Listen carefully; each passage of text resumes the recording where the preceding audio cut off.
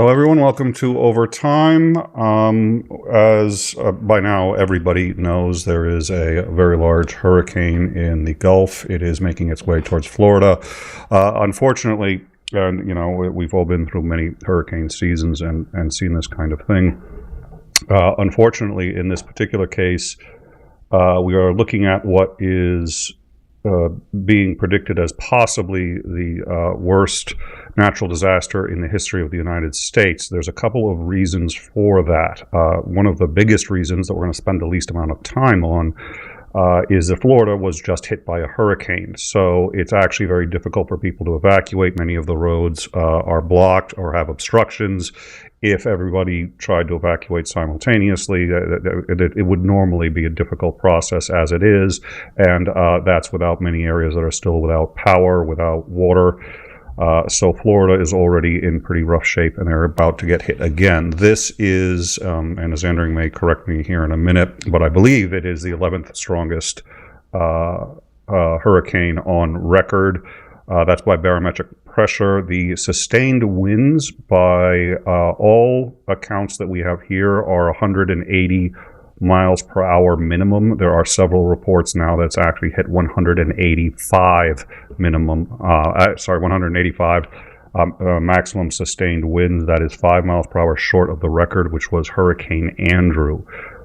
Just also so that we all are on the same page about what we are talking about. If this was if this was a tornado, the sustained winds would make it a EF4 tornado, which would make it an extraordinarily dangerous tornado, the second highest category of tornado that there is. So we are looking at essentially a miles-wide tornado bearing down on Florida. There's a number of dangers associated with it. We're going to get into that in a few minutes, but we felt that this was urgent and serious enough that we had to do a show just covering this and why we believe it's so dangerous, and everybody at a minimum in Florida that's on the coast, the west coast, anywhere in the Tampa vicinity, needs to evacuate as quickly as possible, and everyone should be following their evacuation orders. The entire state of Florida is in a state of emergency now. And we're going to get into what we're seeing, what we're expecting, and what various experts are telling us. But before we do that, I wanted to welcome 𝐶𝐸𝐿. 𝐶𝐸𝐿, how you doing? Oh, and his shield is still down once again. You'd think I would get to fixing this. And I'd like to welcome 𝐶𝐸𝐿. 𝐶𝐸𝐿, how you doing? I'm doing okay. I finally fixed the audio on the shields, and now I get the shields wrong so that they're down all the time. So what do you know about this? You've actually been in some pretty serious, the aftermath of some pretty serious hurricanes. You operate, you have a truck and you make deliveries, so you've seen some pretty difficult, I think, weren't you in Florida after, I forget what the hurricane was it 2017, I want to say? Not the one in Florida. I was in, or just ahead of, was it Hurricane Ike that hit Galveston, Texas. I was loading equipment out of Galveston the day before the tornado made landfall, or tornado. You got me thinking of tornadoes now. Before the hurricane made landfall that evening, before I actually went out to the beach and was watching it come in. Got loaded the next morning and left, and that was interesting, trying to get out of there and then watching the news through the night and the next morning and seeing the areas that I had literally just walked through 2 days ago, under feet of water, was pretty surreal. And I've been to the aftermath of several tornadoes. It's there's a manufacturing company that makes utility cross arms for the power pole that they hang the power lines off of. So every time that there's any kind of natural disaster that damages infrastructure, they end up gearing up and sending a lot of loads out to the disaster areas. So I've hauled many a disaster relief load where they've actually suspended the hours of service, and you can just keep driving as long as you're capable of driving just to get stuff there. So it's amazing what Mother Nature can do to our infrastructure. So Well, and so let's talk about actually I guess the first thing I want to talk about is what we've been told is most likely to happen when it hits. There is one projection that I'm aware of that says there is actually a distinct possibility it will hit as a low Category 4, but all of the major projections, NOAA is saying that it's going to hit as a 3 or a strong 3. Now, that doesn't sound too bad. I mean, the last 3 did a phenomenal amount of damage, but at least it's not a 4. But there's a couple of things you need to take into account. First of all, right now, it is a Category 5, and it is developing the storm surge, the energy that it has that's going into the water and is creating the storm surge is the equivalent to a Category 5. When it drops down to a Category 4 or 3, it takes a very long time for that energy to bleed out of the water. So even if it hits as a Category 3, the storm surge could still very easily, and is in fact expected to be at least of an equivalent of a Category 4 or even 5 hit. So the winds may be a Category 3, but the storm surge is expected to be as much as a Category 5.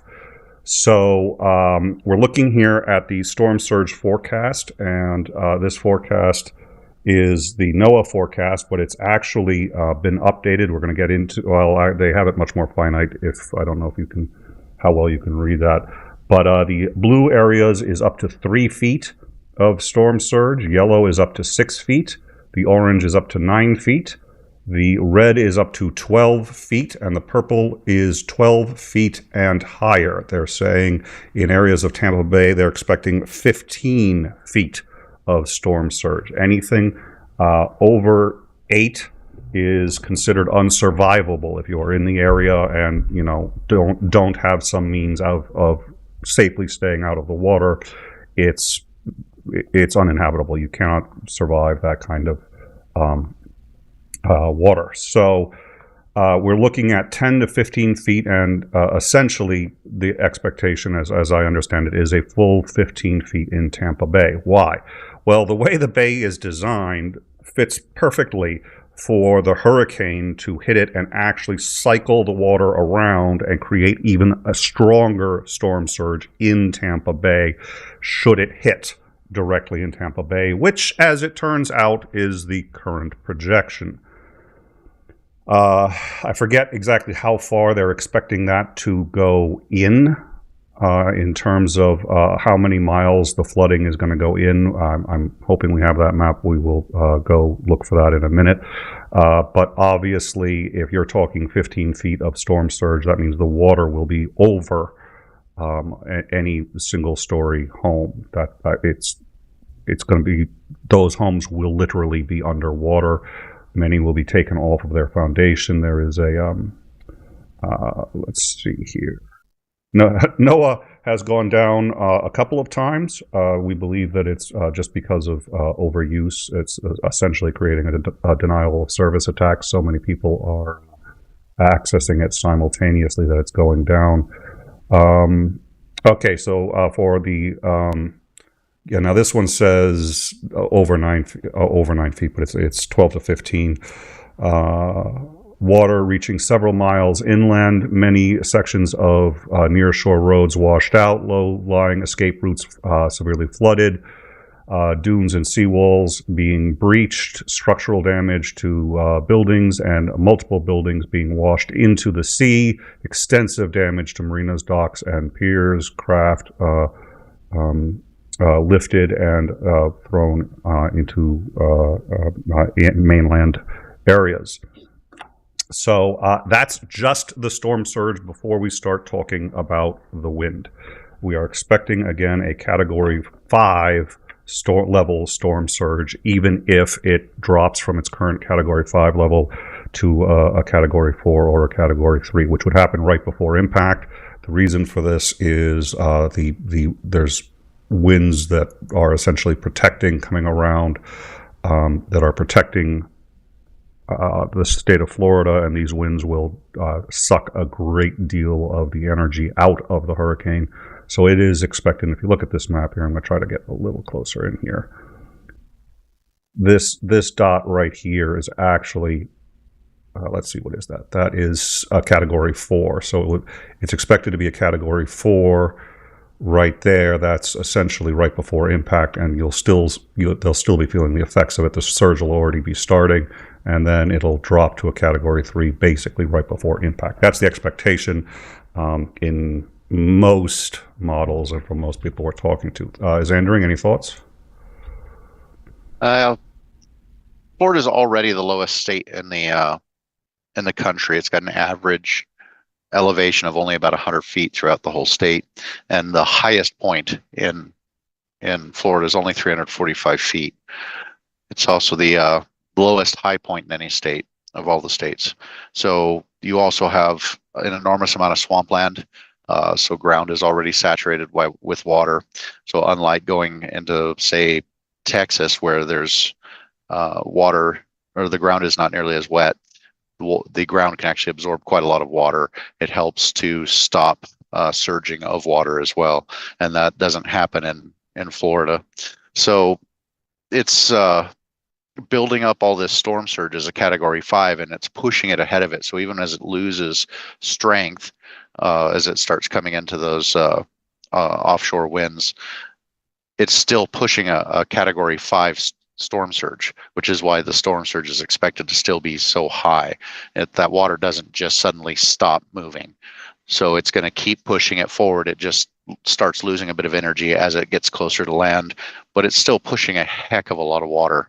And the storm surge winds, damaging winds, 100+ mile per hour winds, absolutely will take roofs and things off of buildings. It takes trees down, etc.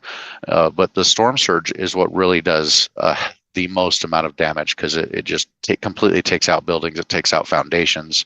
It'll take out the entire lower story of buildings. The rest of the building collapses if it's higher. So that's the really dangerous part, and you can't see it. It's very deceptive. You see the water rising, but you don't realize how fast that water is moving or how much energy that water is carrying with it. So yeah, if you're in that area of purple from that map, you definitely want to be well away from the coast. And let me quickly, we got 5 gift memberships from UTV and Ham KD9WNV. Sir, you have been phenomenally generous with us. We can't thank you enough, and it really does help us out to memberships and the super chat. So we sincerely appreciate it, and helps us keep doing what we're doing. So thank you very much. We also got a very generous $20 donation from Dunk on You 23, and that's another. Keep up the good work. Thank you. We always appreciate that, and that also goes to like all the mods and everybody who volunteers with the show. They all do tremendous work. I've said this before. I'm the one who people see the most, but I do a reasonably small percentage of the total amount of work that goes into us being able to tell you the best information we can give. But we are all very proud of it, and we appreciate your support and your recognition. So thank you, and thank you for the additional 5 gift memberships. I guess Zandering finally got a membership, which means he can see the membership videos, which I didn't realize that our mods and co-hosts apparently can't see without having a membership. I have no idea why that works, but YouTube is YouTube. Getting back Don't to this, try to explain YouTube. Yeah, I know. It's okay. I'm not gonna use the language. I am feeling a little bit.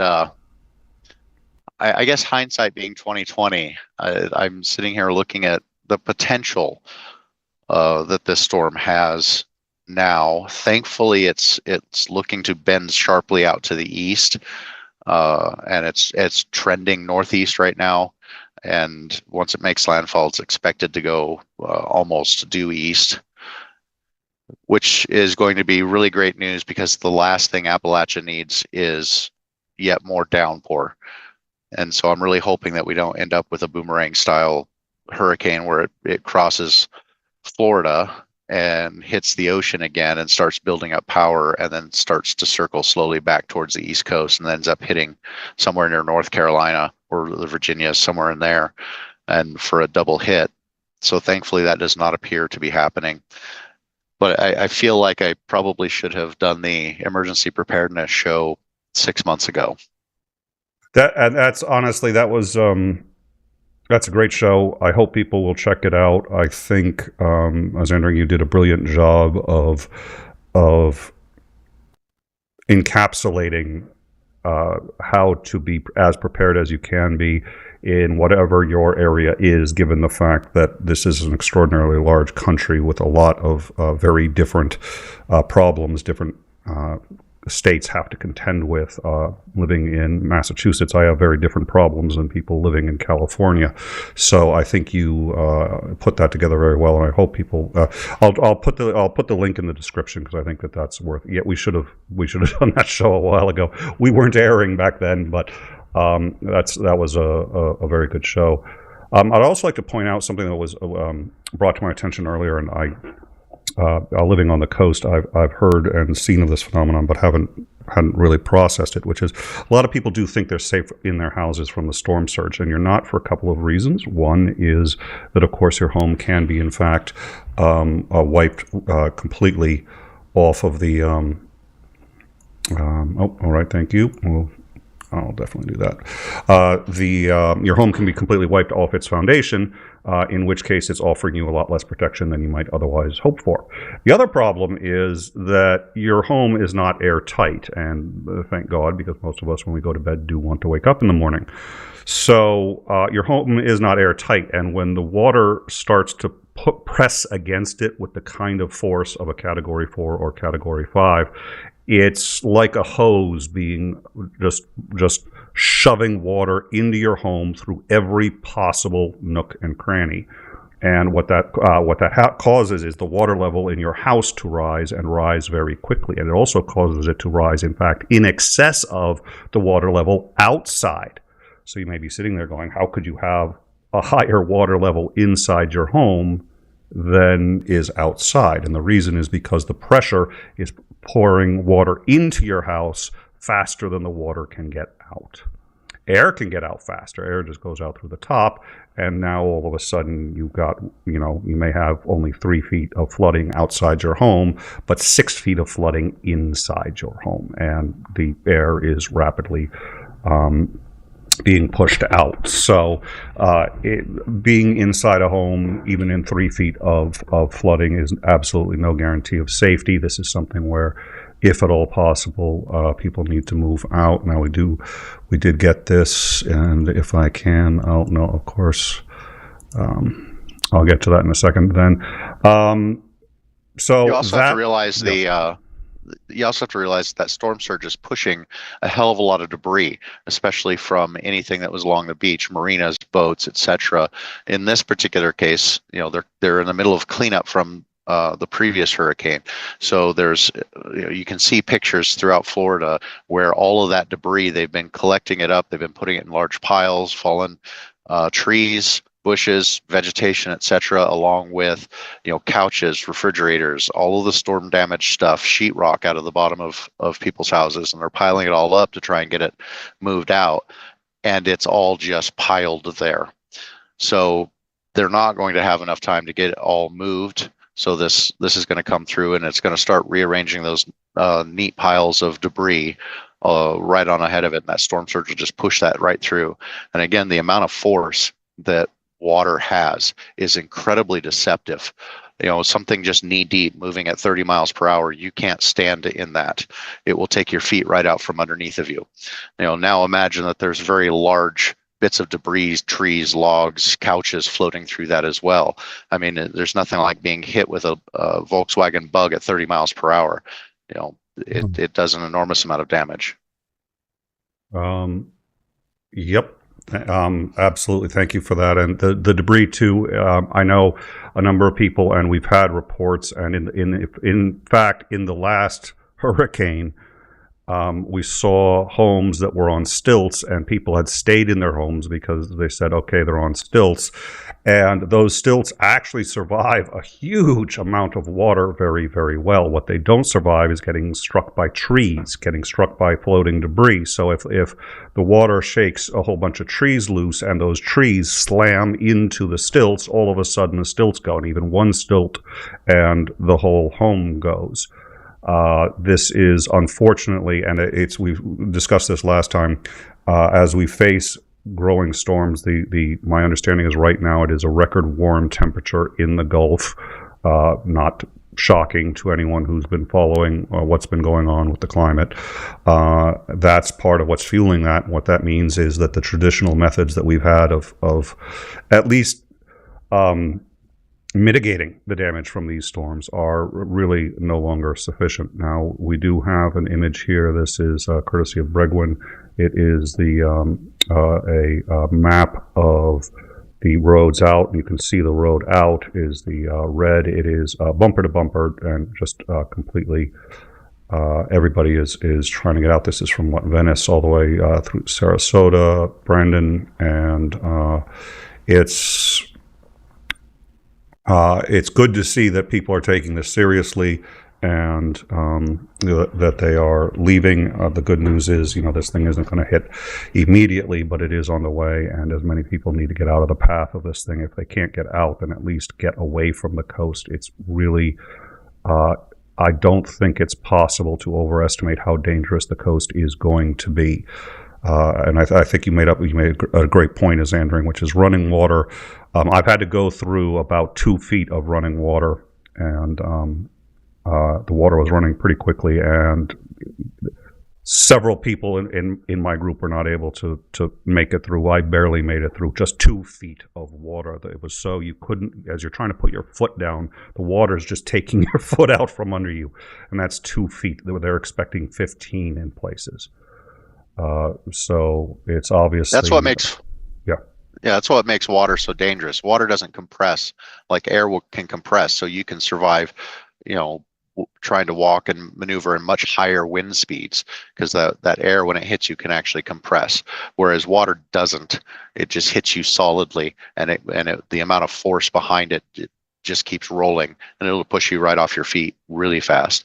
And the other danger that you have, not only are the coastal regions, several up to miles inland, going to be affected, all of the waterways that travel inland are also going to be affected, because it gives it an almost unobstructed path for that storm surge to just run up the waterways, and it starts flooding out all of the rivers, all of the waterways, canals, etc., even lakes.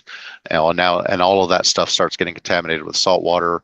Water supplies are going to be horribly contaminated. It's not going to be a pleasant few months probably for Florida. Even if we can get the storm to significantly downgrade, we're still going to have an enormous amount of storm surge damage, and it's going to cause a lot of infrastructure issues, especially when it comes to things like water, sewage treatment, etc. It's all going to be contaminated, and it's going to happen in large areas, large swaths of up to many miles inland, even if we do get the best case scenario of it downgrading quickly. And that's going to be, I would assume, like sewage, for example, that maybe actually goes out to sea, is all going to back up and is an uninhibited path for the storm surge to go straight into the center of any major city that's been using that to as a sewage system.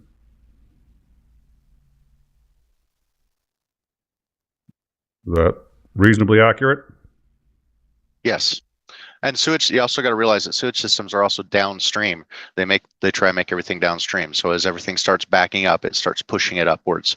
So the treatment plants and the drainage areas and the runoffs are all going to be downstream of pretty much everything.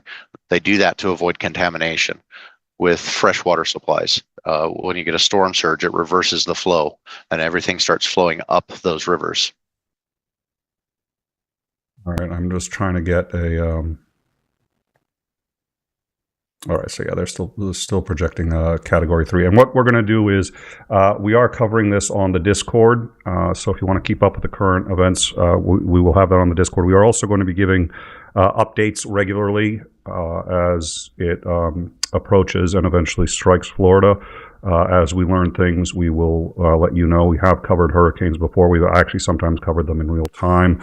I don't think there's anything particularly to be gained by doing that.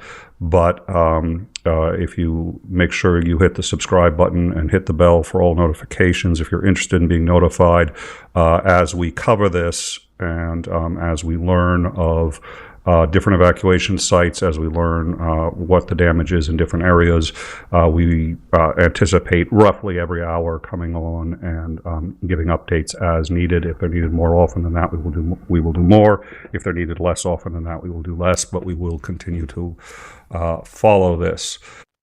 So as we've said now, we've sort of covered two of the three biggies. There's still a biggie left. We've covered the fact that they have not recovered, and not all their emergency services are back online. Power is not back online. There's still tremendous damage from the last hurricane, and they're about to get another one. We have covered the storm surge and the fact that the storm surge will take current debris from the previous hurricane and will weaponize that debris, and houses that were damaged in the previous hurricane but managed to stand are now far more likely to get taken out. So, I mean, it's a second strike in an area that can ill afford it. We've talked about what we're expecting in a storm surge. Now about the winds. As we said before, the winds are, we believe, we have confirmed 180 mile per hour sustained. We believe it has, in fact, actually hit 185, which would make it 5 miles per hour short of Hurricane Andrew, which is the record at 190. It's not going to hit at that. There is no model that says it's going to hit at that. So right now, it is essentially an EF4 tornado that's miles wide that's on its way to Florida. It isn't going to hit as that. It will at least go down to a 4. Almost every projection says it's actually going to go down to a 3 right before hitting. The sustained winds on a 3 are, if I recall, they're looking at 120 miles per hour, I want to say. Is that no, well, they're saying actually 145 miles per hour on hit is going to be, is that sustained or is that the max? I think they're saying it's 145 miles per hour max, but I will, sustained. We will check on that. So, is Andrew anything you can tell us about that kind of wind with the debris that we're already talking about? Much like the danger with tornadoes is not the wind so much, it's the actual debris. To put it in a bit of perspective, when a skydiver jumps out of a plane, even if they completely tuck up into a cannonball, the terminal velocity of the human body in free fall is only 120 miles per hour. Let me interrupt.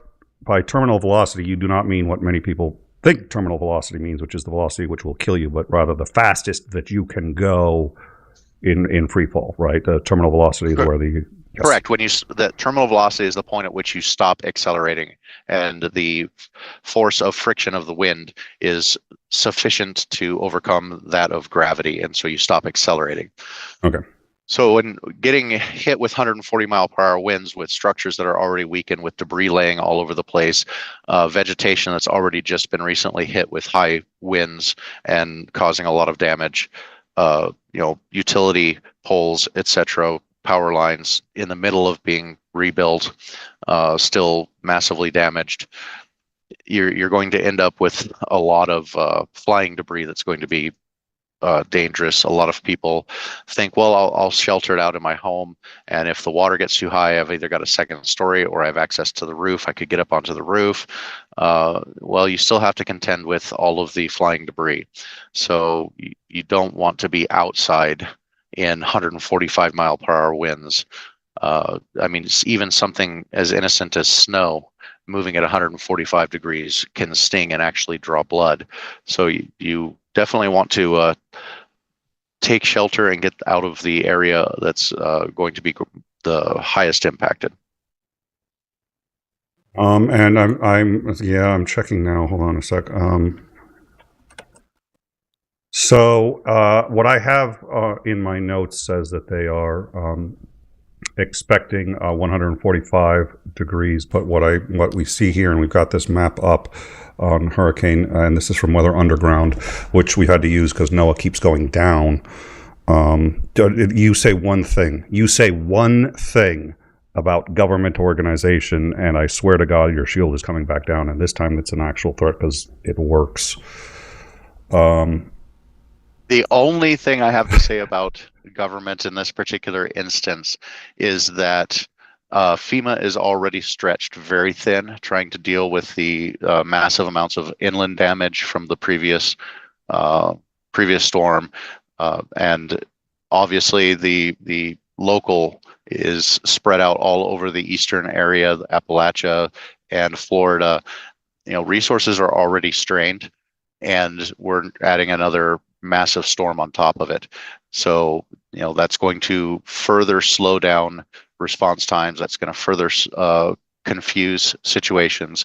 We already are having issues with communication to try and get things where you need to go. We're having issues with communications as far as civilian side, trying to keep in touch with your loved ones. So it's going to exacerbate the problem. Crap, he said something about it, but it was fair, so I can't lower the shield. And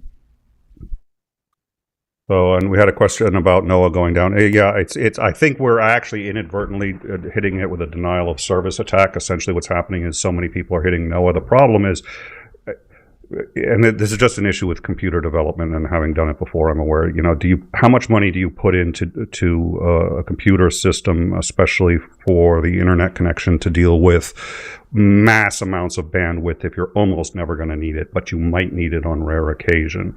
What we're seeing is service temporarily unavailable 503, which suggests to me they're getting so many requests now. We've been managing to get through, and it's back now. So my suspicion is so many people are hitting NOAA at this point that they just don't have the capacity to deal with it. So we're going to private. Oh, sorry, something was in my. Okay, we're cool. Sources. Starlink for the win. Yeah, no, okay, that's it. Your shield's going down. No, actually, I'm not going to touch it because I don't know what happens when I press these buttons. Whether you like Elon Musk or hate him, I at least think he's doing some good things when it comes to Starlink right now in some of the areas, especially in western North Carolina. The only way people are getting any kind of communication at all is via Starlink. Oh, and for those who are Ukraine supporters, of which we, by the way, take Ukraine very seriously. Of course, this is okay. I'll have to get into that. Thank you, Titan. For those of us who support Ukraine, obviously, we're a little upset at how Elon Musk has weaponized and politicized Starlink. But having said that, it's really one of the things that is keeping the country capable of functioning and defending itself. So as much as I hate to give Elon Musk any credit, no, I'm not going to finish that sentence. All right. Okay, he gets some credit.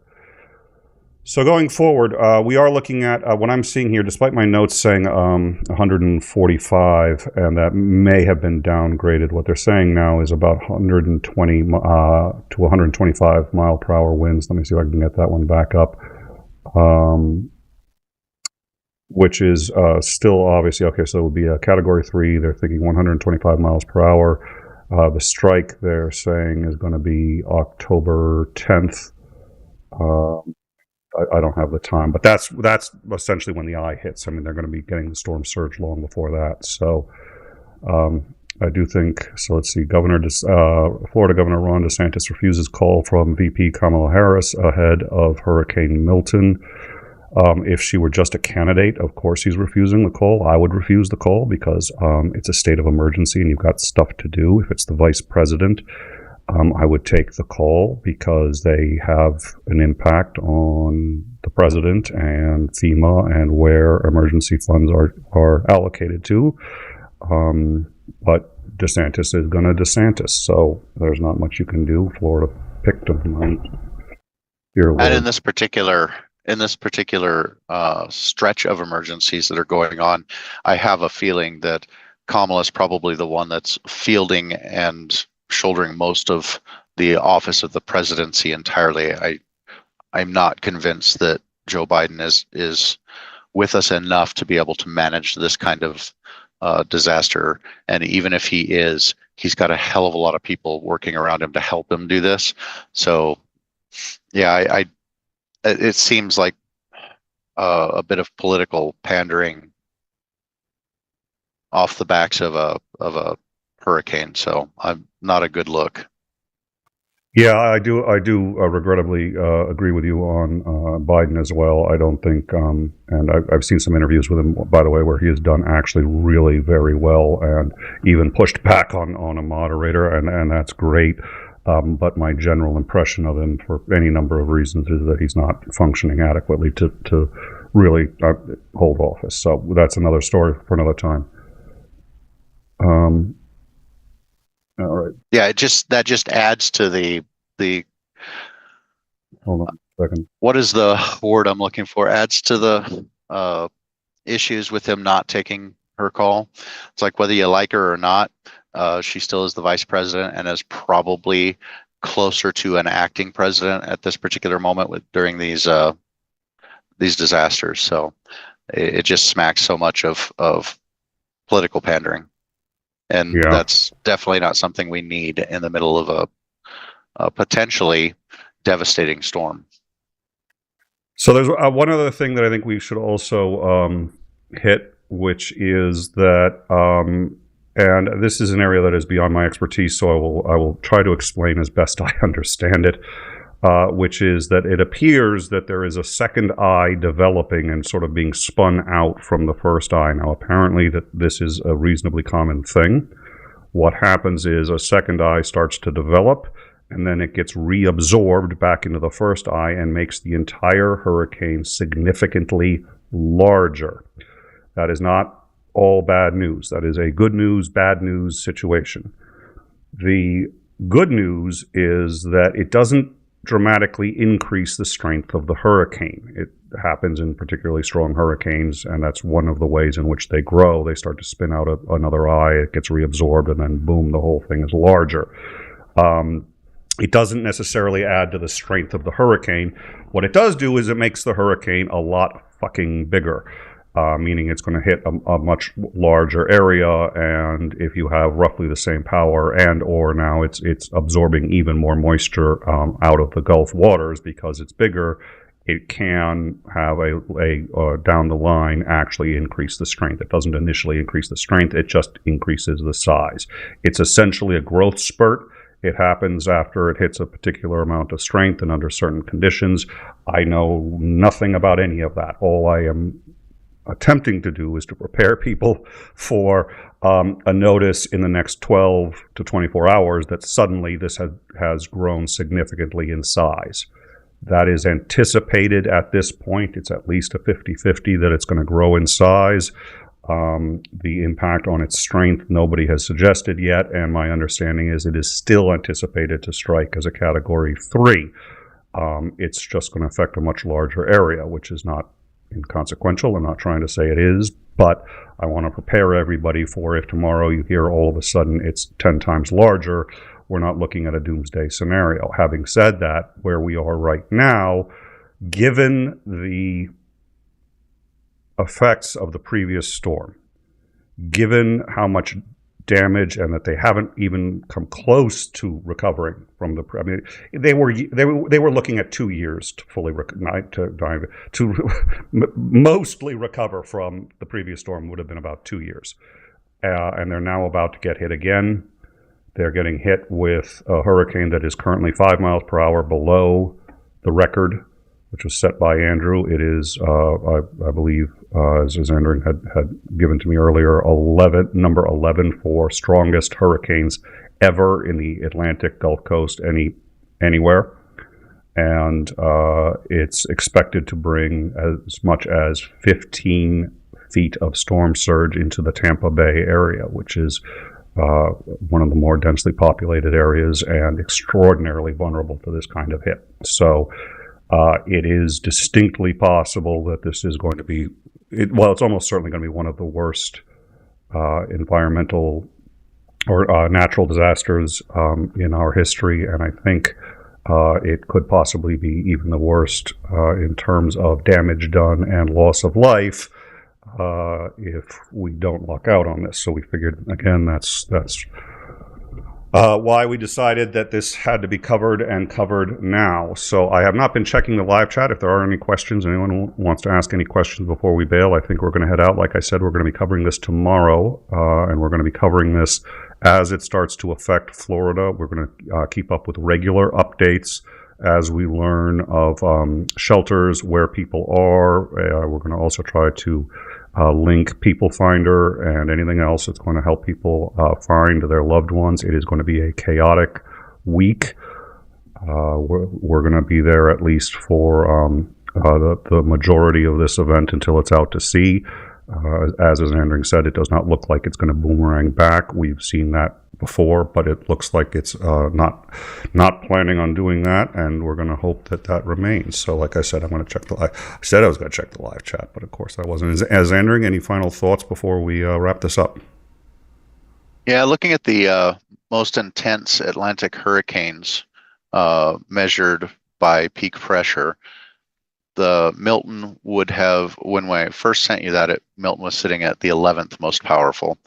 Currently, according to the official interior eye pressure, it is now dropped to the 5th most powerful, and is coming close to, it's coming close to bearing down on Rita and the Labor Day, 1935 Labor Day hurricane pretty quickly here. If it keeps dropping, it's only got to go down another 8 points, and it will be the 3rd most powerful. So we have a literal Hindu deity's worth of hands to look at when talking about the storm expanding. You know, the amount of energy doesn't generally change too much. It's not suddenly sucking up a whole bunch of extra energy. It starts expanding, so you have a less concentrated hit. It spreads the energy of the storm out. But in this case, that may not necessarily be, I mean, it's good for the people who are directly in the line. It could be bad for a lot of other people because we've already got a lot of stress. We've already got a lot of damage from a previous hurricane. And the more that the hurricane stretches out, the farther inland those bands of rain reach. You know, there's a lot of places inland that really can't handle having more rain hit it. So we'll hope that it drops off as they're talking, and I'm hoping it drops off even more. I'm hoping that the storm surge can dissipate a little before it hits land, and that this isn't going to just compound the damage from the previous hurricane. I'm hoping that we can get maybe a bend farther to the south and more to the east. These are all hopes, and we got to keep a good eye on it. But fingers crossed, it's not going to it's going to be a lot less than it has the potential to be. Yeah, so Superfly number 3, Katrina, at 1,200 deaths. So, and we had pointed, I mean, Katrina, if it had, I think it was, if it had been just a little east, it could have been even far worse, if I remember correctly. I'm not a Katrina expert. Superfly did, by the way, donate 40 Danish kroner, and for a coffee. We are going to need it. It's going to be a long week. Thank you very much for your support, and thank you to everyone. And listen, I know, you know what? There's people who've been donating. They've been donating super chats. They've been joining the Patreon. They've been gifting memberships. All of this really helps, and we really appreciate it. If you want to help, but you can't, we've all been there where it's like even $5 is too much. Come join the Discord, hang out with us, chat with us, catch up with the news there, and contribute there if you're interested. And if not, that's great. There's a wide variety. We're not for everybody. If you want silliness with your news, there are other channels that we've all heard of. It's like, maybe, and just to address an issue in the live chat, they have the second best audience in the world. I'm just saying. Anyway, Superfly, thank you very much for that. Sinister Porpoise, $5. Starlink is only successful because of the government. Elon is a terrible businessman. That is absolutely true. And Elon essentially tried to destroy PayPal and just managed to get bought out and come rich it certainly wasn't even his idea. My understanding was it just sort of accidentally got rich off of PayPal. I think that just about covers it. Like I said, we're going to be on standby basically for the rest of however long this takes. We hope we're wrong, but we are looking at what could potentially be the greatest natural disaster. It's certainly going to be up there. It is now down to, you said, the number 4 largest hurricane ever recorded? Currently, from the barometric pressure, it's the 5th. There's 4 in front of it, but 2 of them are just barely. Rita and the unnamed 1935 hurricane are just a hair in front of it. So all I said, it has to drop just a few more millibars of pressure, and it will jump to number 3. Wow. All right. Well, so hopefully we're wrong. Like I said, next couple of days we're going to keep an eye on it. It'll also be on our Discord. We have we're just slaving the natural disasters channel to this. And we're, of course, still following Ukraine. As always, we're following what's happening in the Middle East, which now the airport in Damascus has been hit. I'm sure that's nothing. Thank you all for joining us, and we will stay on top of this. Thank you for your support. And Zandering, thank you so much for joining me on such short notice. I appreciate it. Thanks for having me.